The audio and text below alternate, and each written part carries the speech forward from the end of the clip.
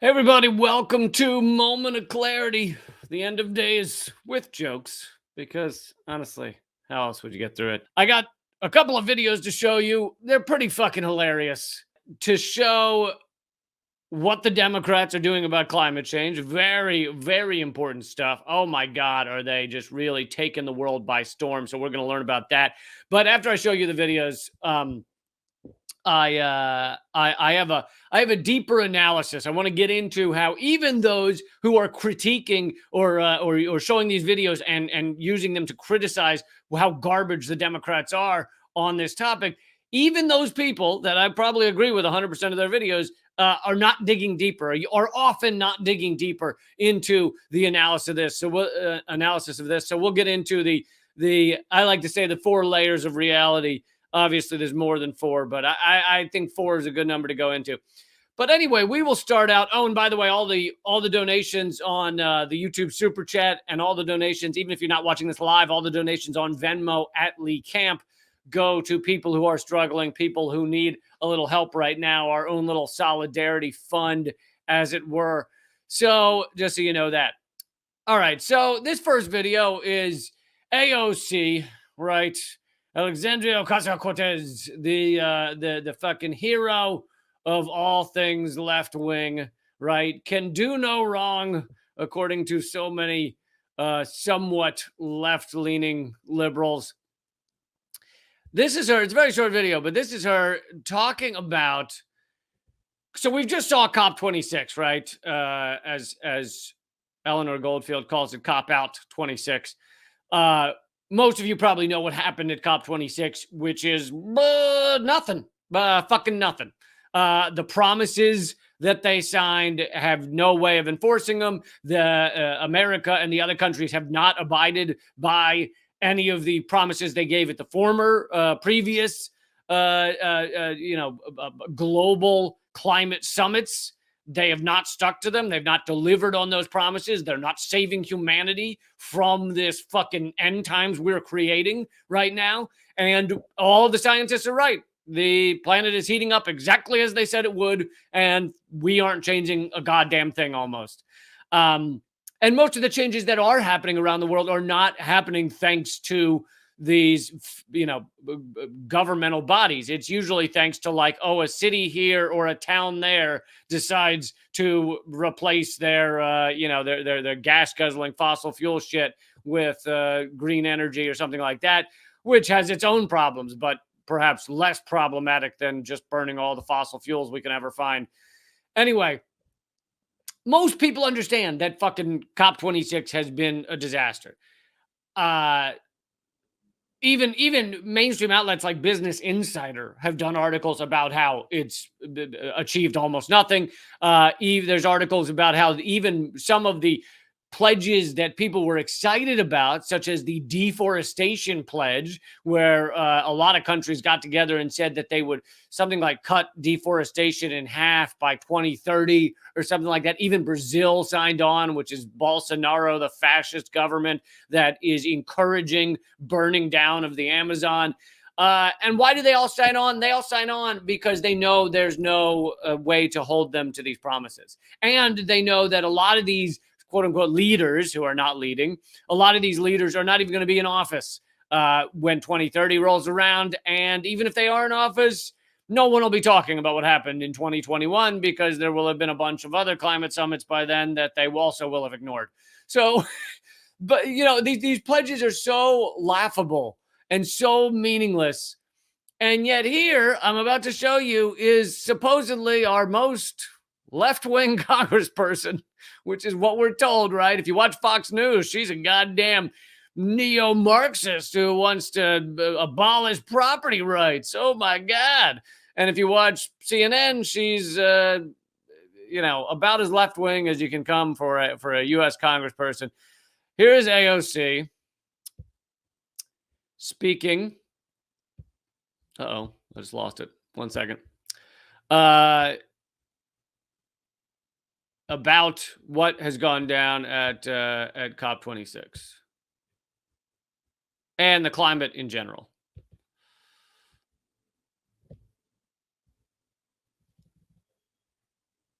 America is back and on the international. Hold on. You did it for a second.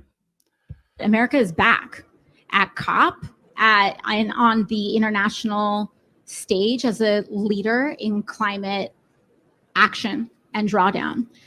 One thing that I think is so exciting about this time is that when we say that the United States is back, it's not just that we're back in the way that the United States was pursuing climate policy before.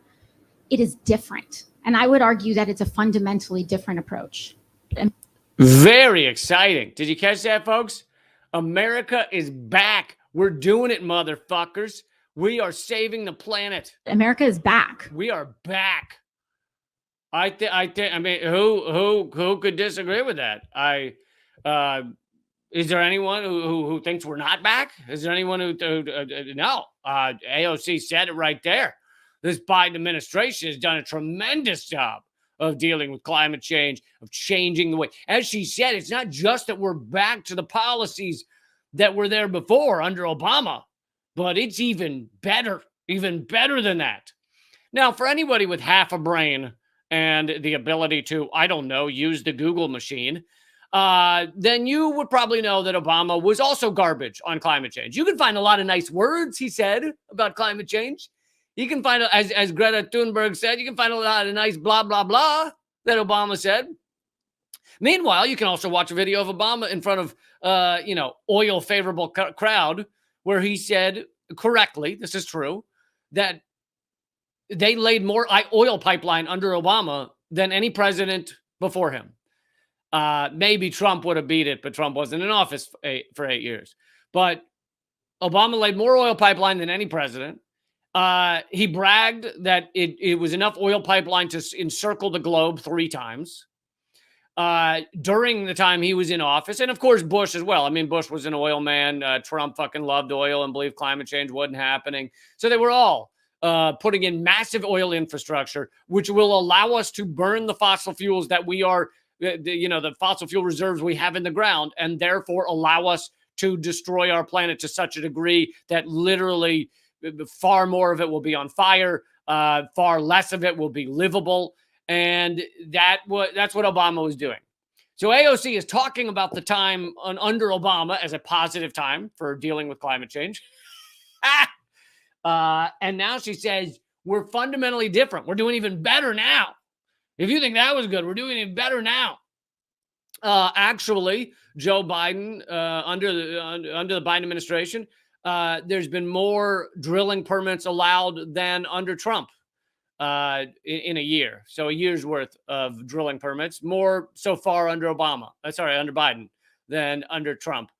And Biden, other than a couple of words here and a couple of words there, has not shown any real desire to do fucking anything about climate change. There was some money in his initial Build Back Better, whatever, reconstruction plan, infrastructure plan to deal with climate change. But much of it is the capitalist way of dealing with climate change, which is building more shit.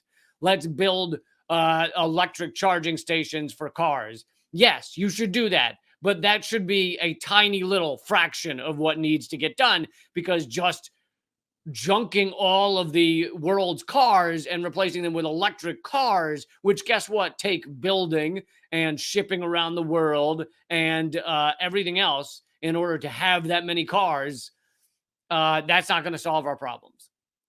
And I'll get more into this in a minute. But here is AOC, who supposedly is supposed to be a different type of congressperson, right? America is back at COP and on the international stage as a leader in climate action. And I feel like even she, like her pauses are because even she can't believe the words coming out of her fucking face right there. She's like, we're back at COP26 and in climate action. Oh, I mean, it's like someone who's eating food that's making them sick, but they just have to keep eating it. They, like their fucking mother-in-law cooked the stuff, and so they have to look polite. So they're just like, this is good. I love this food you've made. What is this, borscht? That's what she looks like. She can't even believe the words coming out of her face as she says this shit. America is back in terms of climate activism around the world. Are you fucking kidding me? Like, in no way are we leading in climate action around the world. We have not stuck. The big one, right, was the Paris Climate Accords, which we have not stuck with at all. That was right, and everyone was aghast that Trump pulled out of the Paris Climate Accords, and we weren't living up to them anyway. So now we're back in the Paris Climate Accords, thanks to Joe Biden, and we're, again, not living up to them. Oh, and by the way, what little shit Biden had in the Build Back Better plan that he supposedly couldn't get through Congress has now been stripped out. So there's now almost nothing for climate change, to deal with climate change in the bill. Meanwhile, we're giving, this brings us to the next video, which is, this is the great Abby Martin. I think this is at COP. So I'm guessing she went over there.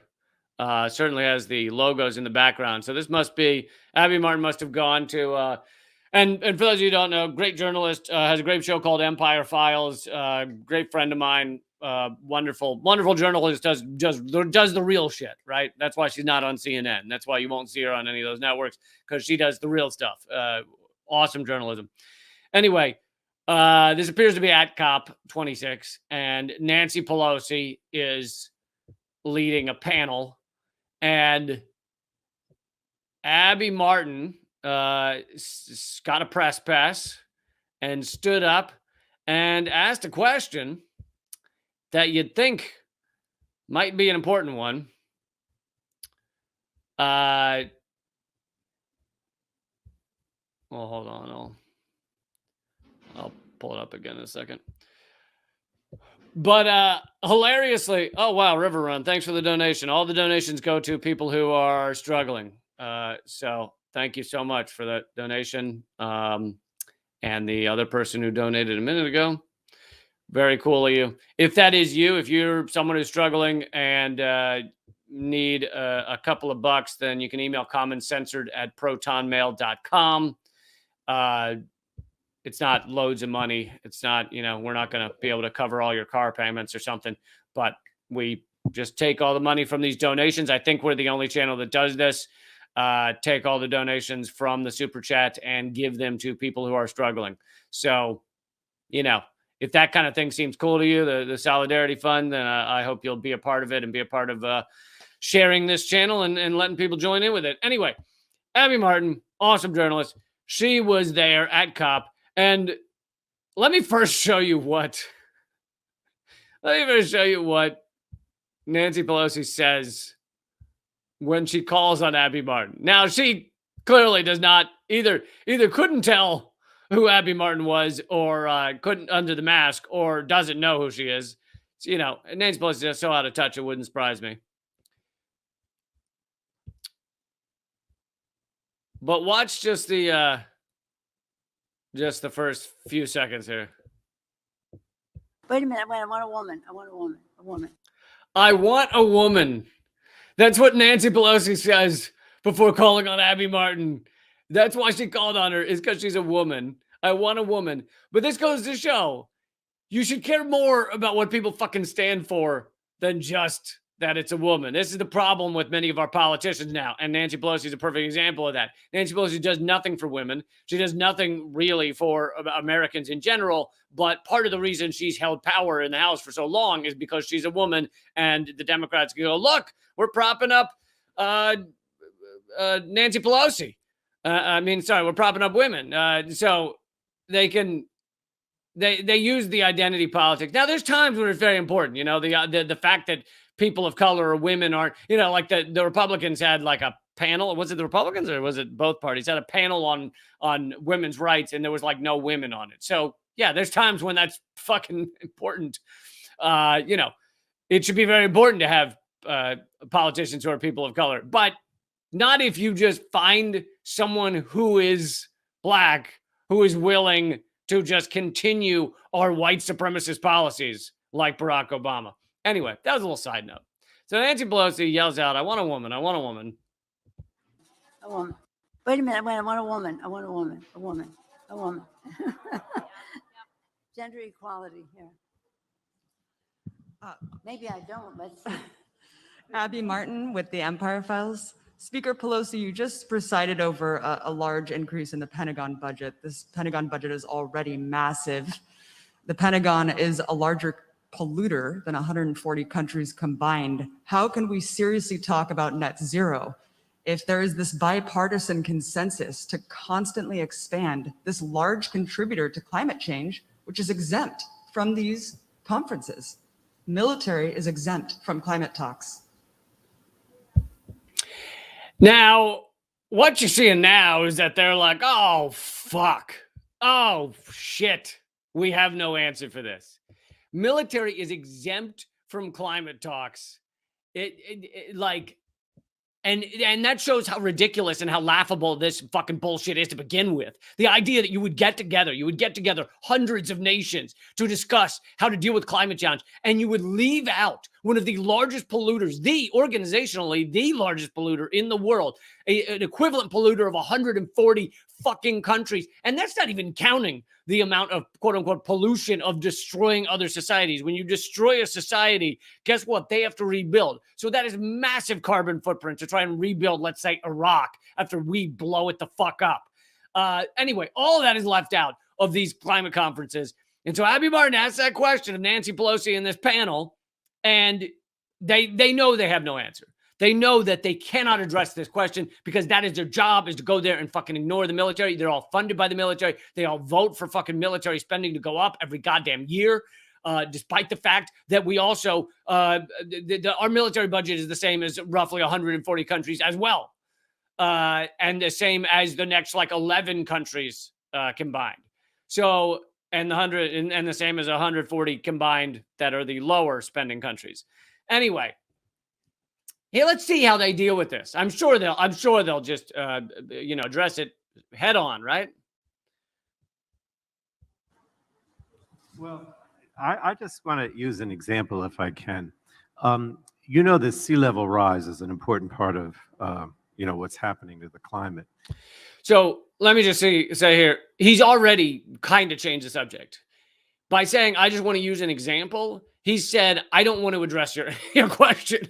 That's what that is. I mean, politicians learn this a trick very early on. They act like they're addressing a question that's been asked by telling a story, but the whole point of telling the story is to get the audience's mind off of the question that was asked. And they don't change it 100 degrees. He's not like, let me tell you about my shoes that I put on this morning. They just change it enough so that he's able to kind of talk about something that gets people's mind off of the actual question when that was asked, which was, why the fuck is the military exempt from climate talks? And this guy is like, let me tell you about sea level. I just want to use an example if I can. The sea level rise is an important part of, what's happening to the climate. And I am not a defense person, but I've had so many talks with the Defense Department, with the Navy in particular. Oh my goodness, you had a lot of talks. Good for you. About how they have to respond to what's going on. So I really do think that there is no reason why what we're putting together, with Build Back Better and other things can't respond to the Defense Department and have the same impact in terms of reducing emissions.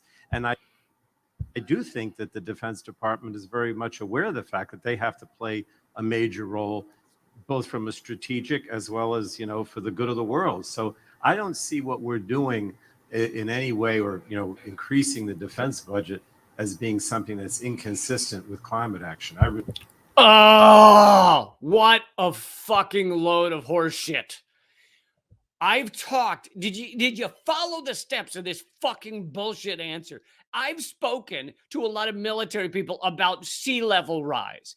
And guess what? How do you think first of all, that's horseshit to begin with, because who gives a fuck if you talk to a guy once? It doesn't fucking matter. We're talking about actions. We're not talking about, oh, you spoke to a guy about the sea level rise. But furthermore, how do you think that discussion went?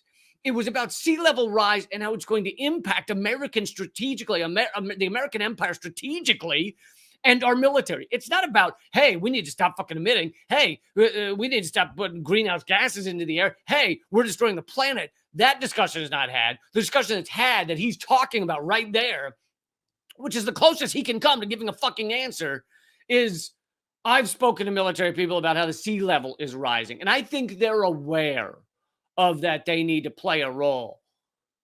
Yeah. They're aware that they need to worry about sea level rise harming their strategic ability to crush other countries. Yes, the Pentagon has spoken a lot about how climate change is a national security threat. They do not speak about it in terms of let's stop emitting greenhouse gases. They do not speak about it in terms of here's a plan to make sure that the globe will not have a fucking global temperature rise of over 1 degree Celsius or 2 degrees Celsius, which will already be semi-catastrophic.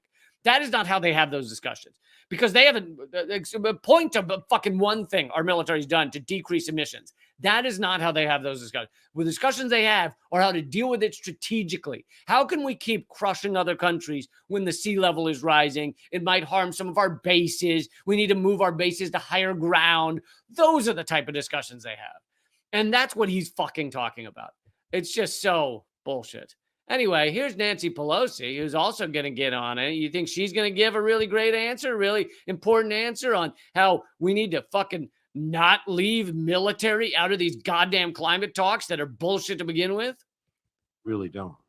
And may I just add that national security advisors all tell us that the climate crisis is a national security matter. It is, of course, a health matter for our children, the water they drink, the air they breathe, etc.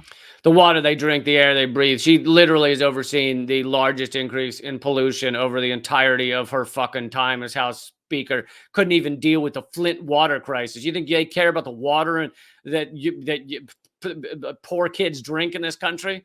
Fuck no. Can't even fix the lead pipes in Flint, Michigan. One small town. Democrats didn't do shit. It is a jobs issue between clean technologies being the future of It's a jobs issue. Yeah. our workforce and the training for all of that. It is a national security issue because of the all of the conditions that climate crisis produces. I won't go into all of them, but they are cause for migration, conflict over habitat and resources, and again, a security challenge. Wait a minute. A security challenge. A security challenge. Yeah, you know what that means? When she says security challenge, that means, can we continue to be an empire that crushes countries around the world? That are we losing that ability? Are other countries gaining power so we can't be an empire anymore? That is what she means by a security issue. And she talks about the migration. They still have fucking kids in cages. They don't call them cages anymore. They call them overflow facilities. We don't put them in cages. We put them in overflow facilities. Biden's deported as many people as Trump. Families are still being ripped apart. But AOC and Nancy Pelosi want you to know we are a leader when it comes to climate change. We are a leader. We are doing the best we can. And it's phenomenal horseshit. But thank you. Thank you, Abby Martin, for at least asking the question, even though they did their ridiculous dodge immediately. So now I want to get to the different levels of reality, different layers of our reality. Now, there's a lot of people talking. Some people have been talking about the Abby Martin clip. There's a lot of people who have talked about the AOC clip where she's lying her face off about how America's somehow a leader on climate now. So you've got that surface level, of the kind of most of the stuff I was discussing right here. That is surface level reality. It's still important to talk about it. Everything that I've said, I feel is very important right now. Talking about how AOC is full of shit right here is important. Knowing that she's full of shit, and even many of the so-called left-wing people in Congress are full of shit when they say comments like this or they speak about these issues. That's important stuff. You get down to layer number 2, which there are some commentators discussing. Layer number 2 is this is both parties, right?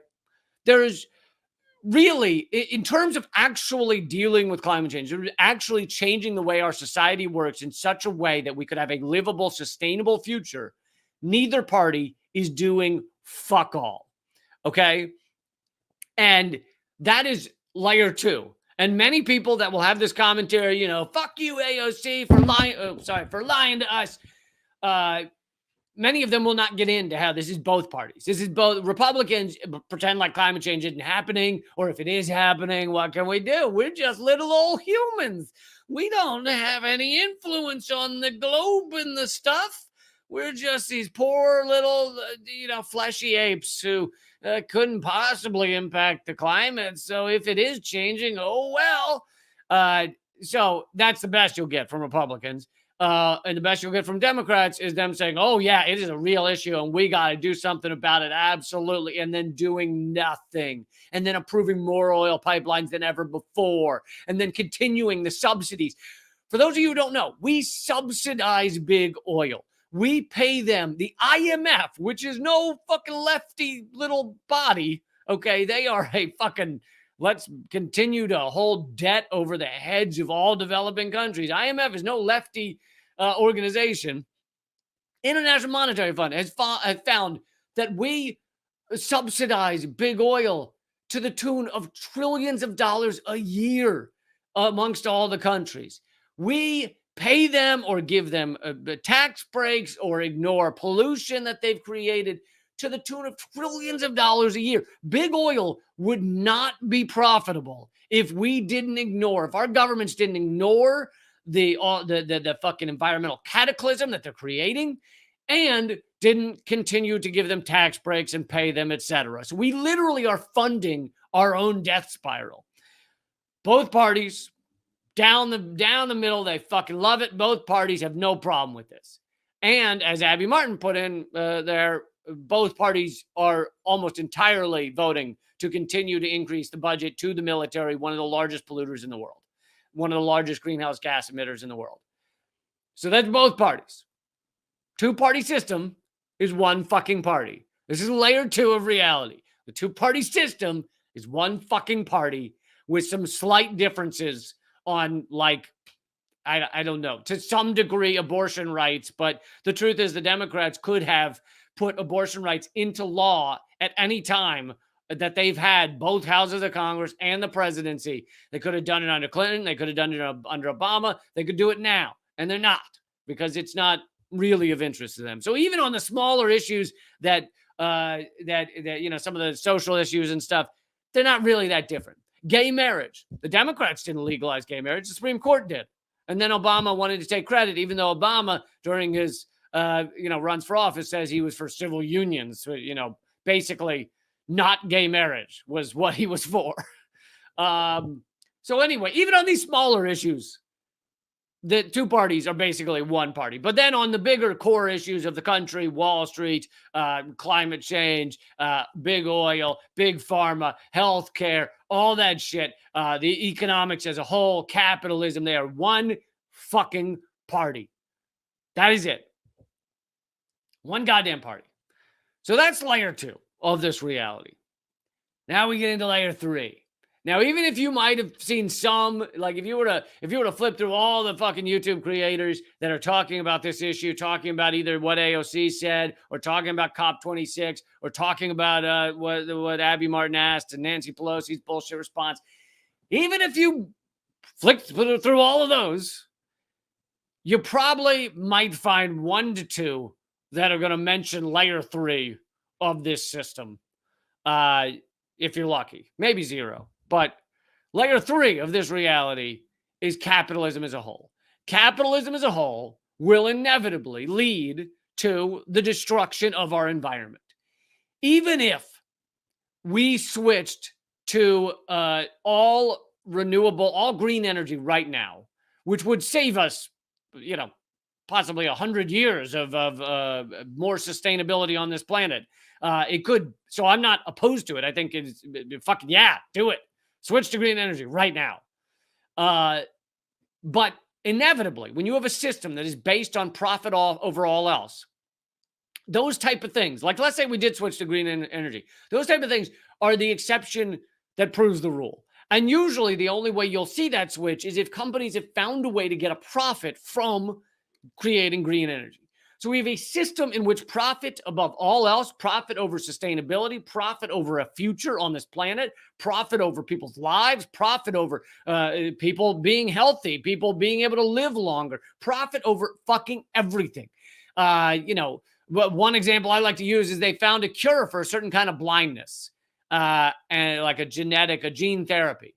And it only takes one treatment to cure this certain form of blindness. And I don't know if it's widely available yet, but they were already pricing it at $800,000 an eye for one eye. So what are they doing? Well, they're holding, so let's say it's your child. They're holding your child's vision hostage.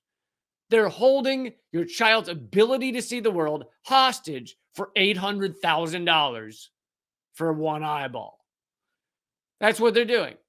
And that's viewed in this fucking completely morally bankrupt, completely inverted, totalitarian system. That's viewed as okay amongst most people. Of course, Goldman Sachs actually sent out a memo to their top-level investors telling them not to invest in gene therapy at all because it's only one treatment, meaning the person gets cured. And they were basically saying that's not a good income stream. A good income stream is to keep treating someone rather than curing them.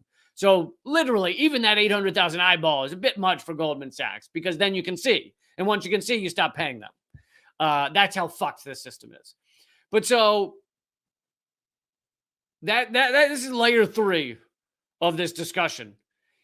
We will, yes, climate change is destroying our ability to live on this planet in a comfortable, sustainable way. It is one of many things, right? We've killed 50% of all wildlife over the past 40 years, and some of that's due to climate change, but a lot of it is not. We're filling the oceans with plastics. That's not climate change. We've made much of the water in the United States undrinkable. That's not climate change. So capitalism as a system, as an economic system, will always result in the large-scale destruction of the environment with very little thought put into how to keep being on this planet, keep living in these areas long-term. It is a very short-term ability to survive. You think about like the dinosaurs were on this planet for what, 160 million years? Humans have been on this planet for maybe 4 million years, 4.5 million, whatever. And, kind of advanced humans have been here for what, few 100,000 years? And already we are on the brink of environmental collapse. So few thousand years. And much of that has happened. Much of this environmental collapse has happened over the past, 500 years. So we need to find a way to live in concert with our system, with the environmental systems. And capitalism is the polar opposite of being able to do that. And again, if maybe some of you are turning off this video right now because you didn't want to get this deep. You didn't want to hear about layer 3 of reality. So many of the talking heads that you'll see on YouTube and everything else, they only deal with layer 1. Because layer 1, it's easier for people to deal with. It's easier for people to really process and to not have to worry about the deeper layers. As I've often said, if you're only yelling about what, fucking AOC or Nancy Pelosi or Ted Cruz said, then you've already lost. Doesn't matter what your opinion is on what they said. If that's all you're discussing, if that's all you're talking about, you've already lost. Because that is the tip of the iceberg of our existence on this planet. And they've got you caring only about the the opera, the soap opera of politics. So within capitalism, we have a kind of subsect that's under the umbrella of capitalism, which is consumerism. And that is greatly responsible. Consumerism is greatly responsible for such a quick demise of our environment in so many ways. Consumerism has its gravity is towards endless buying, but that means they need you to go through things quick. They need you to either fear that you need to get new stuff all the time, or they need the stuff that they give you when you buy something to collapse or to become obsolete, planned obsolescence. iPhone needs you to get a new iPhone once a year. They need you to get a new cord every 6 months. That's standard planned obsolescence. They need you to keep buying, and the buying speeds up. And they do this on so many levels. They do it with clothing, fast fashion. You have to keep throwing shit out and buying it, or the clothes just fall apart. They fall apart far quicker than they used to.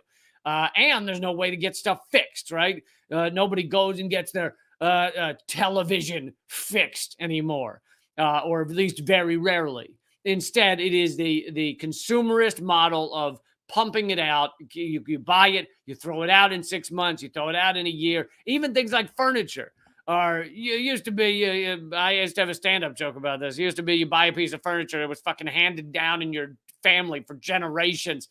Even when I was a kid, my grandmother would pull me aside and be like, take a look at this hutch. This hutch was built by your great-grandfather. Your grandfather was born inside this hutch. Your father once fornicated with this hutch, and it's just been passed down from generation to generation. And now it's your hutch, and you should wash it probably thoroughly right now. But nowadays you get something from IKEA and it's made out of, Scotch tape, cardboard, and hope. And it falls apart in fucking 6 months or a year, and you throw it out and you get a new one. And that's how it works. They need you to keep buying endlessly, but of course, phenomenally destructive to the planet. But that is not a consideration in our socioeconomic system. And so I thought I'd read a quick passage from, there's a book called Consuming Life by Zygmunt Bauman, a philosopher. And he's talking about consumerism. And he says, on the road to the society of consumers, the human desire for stability has to turn, and indeed does turn, from a principal systemic asset into the system's major, perhaps potentially fatal liability, a cause of disruption or malfunction.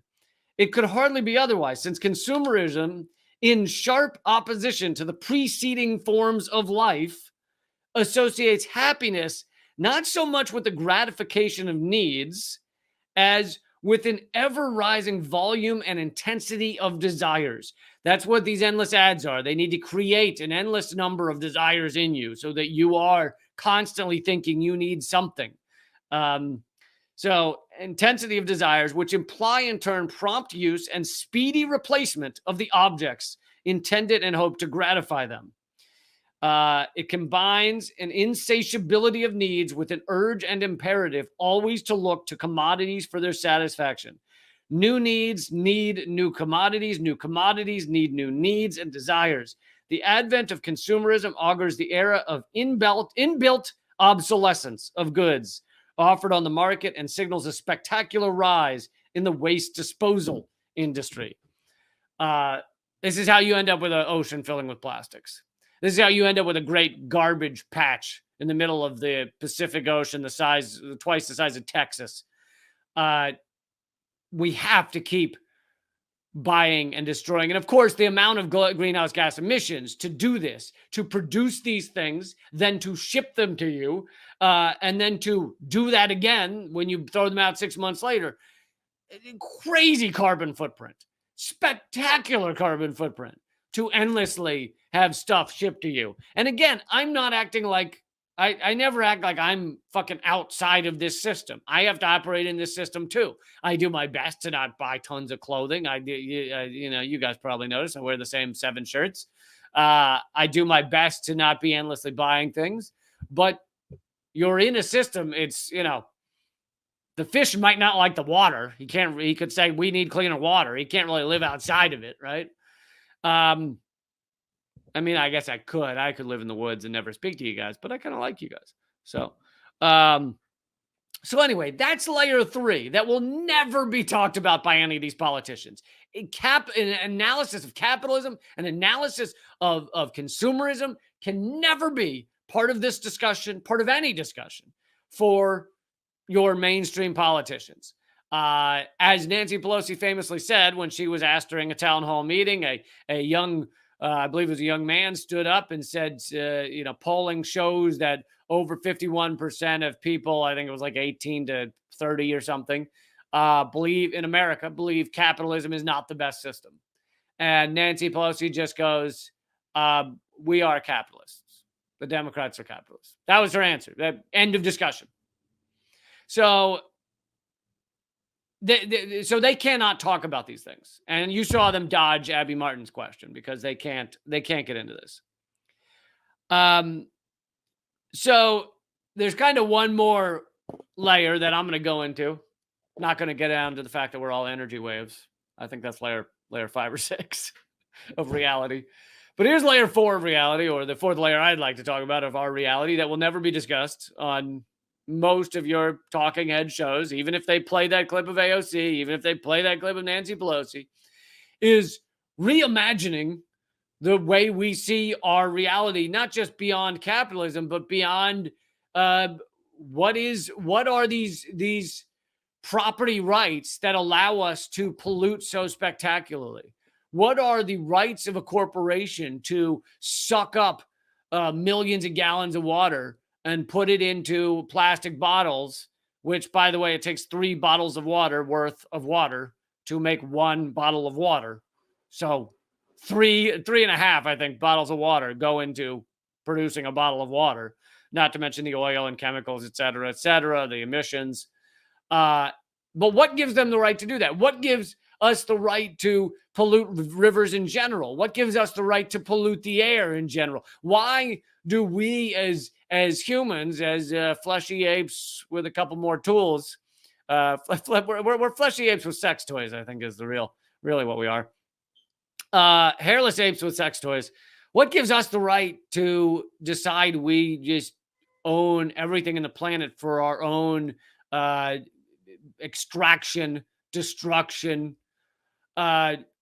Shouldn't we, and there are some places that have done this, I know New Zealand had something like this, and I think maybe some of the indigenous tribes in the Amazon, but should we not give a river a right to be clean? Like, why is there fewer rights for a body of water to be clean and to not be full of fucking garbage and shit? And I'm not saying that that's a, that's not a black and white issue, right? You can have a certain level of cleanliness in water. You could have a certain level of not polluting the air. But these things should be discussed. And they're basically not. Yeah, we have the EPA, but the EPA is a fucking joke. And no, it doesn't believe that a body of water has a right to exist, or has a right to stay clean, or has a right to not be sucked up entirely by a corporation and put into bottles so that rich and middle-class fucks can never drink water out of the tap, which has been polluted. That's not really on the EPA's agenda. So what if we reanalyzed this idea of owning, large swaths of land? And there is some talk about this in terms of squatters' rights. If you aren't living in a place, then someone else has a right to live there. But we now have Bill Gates is the largest owner of farmland in the entire United States. There are billionaires that buy up the size of whole states and call it their own, say they own it. Ted Turner, who founded CNN, who's now getting quite old, he owns land the size of Delaware. I think he's the first or second largest landowner. Bill Gates is the largest farm landowner. Ted Turner is the largest landowner in the United States, or one of them. and he owns land the size of Delaware. But what gives him the right to do? I mean, if Jeff Bezos or Elon Musk, who have $200 billion, decided to buy all of the land they wanted in the United States, they could probably own fucking a third of the United States if they really wanted to spend all their money. I mean, and why is that okay? And this has major impact on environmental rights and things like that. But you'll never get this discussion when people will play that video of AOC speaking bullshit. People will play video of Nancy Pelosi speaking bullshit, but they're not really going to get down to the foundational understandings of our reality, questioning our social engineering, questioning what it is we believe and why we believe it. In general, that will not happen. So there you have it. The 4 layers of reality. And there's more, but we'll go with 4. Thank you guys for joining me. And if you feel like it, please go over to rockfin.com/Lee Camp, become a member over there. When you become a member, you get everybody's premium content, not just mine. You get all the premium content over there. What else? All the donations. Thank you, those who donated. All the donations on the super chat go to people who are struggling out there, people who need a little help. Our little solidarity fund. Check out the latest episode of Government Secrets, where what did I cover this past week? I think we covered the Brazilian coup. We covered the truth about Russiagate. Anyway, check out the new Redacted tonight. It's all at radindiemedia.com. And if you want to support my stuff, you can go over to liberapay.com/Lee Camp, LIBERAPAY.com/Lee Camp. All right. Thanks, everybody.